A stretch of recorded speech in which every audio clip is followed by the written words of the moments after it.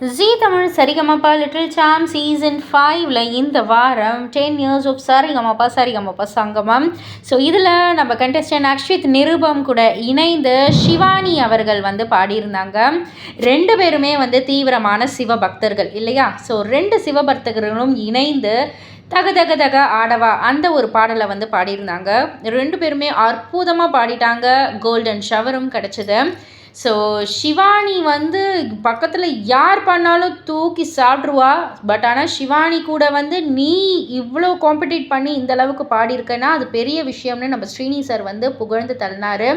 So நம்ம விஜய் பிரகாஷ் அவர்களுமே அக்ஷித் உங்ககிட்ட அந்த ஒரு வைப்ரேஷன் இருக்குது அப்படின்ற மாதிரி சொல்லியிருந்தாங்க. ஸ்ரீனி சார் சொல்லியிருந்தாரு, அக்ஷித் உங்ககிட்ட அந்த இன்னசென்ஸ், பியூரிட்டி, அந்த ஒரு குழந்தைத்தனம் எல்லாம் சேர்ந்து இந்த ஒரு பாடலுக்கு இன்னமும் அந்த ஒரு சூப்பராக அவுட்புட் வந்துருந்துச்சு அப்படின்ற மாதிரி சொல்லியிருந்தாங்க. ஆக மொத்தத்தில் 2 பேருமே சூப்பராக பாடிட்டாங்க.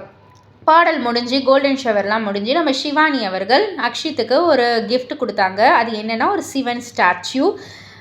அதை வாங்கினதுக்கப்புறம் அக்ஷித் ரொம்பவே அழகாக அதை அப்படியே தூக்கி பிடிச்சி அது வாங்கினதுக்கப்புறம் திரும்ப ஒரு கோல்டன் ஷவர் நம்ம சிவனுக்கும் கொடுத்த மாதிரி அவ்வளோ அழகாக இருந்தது.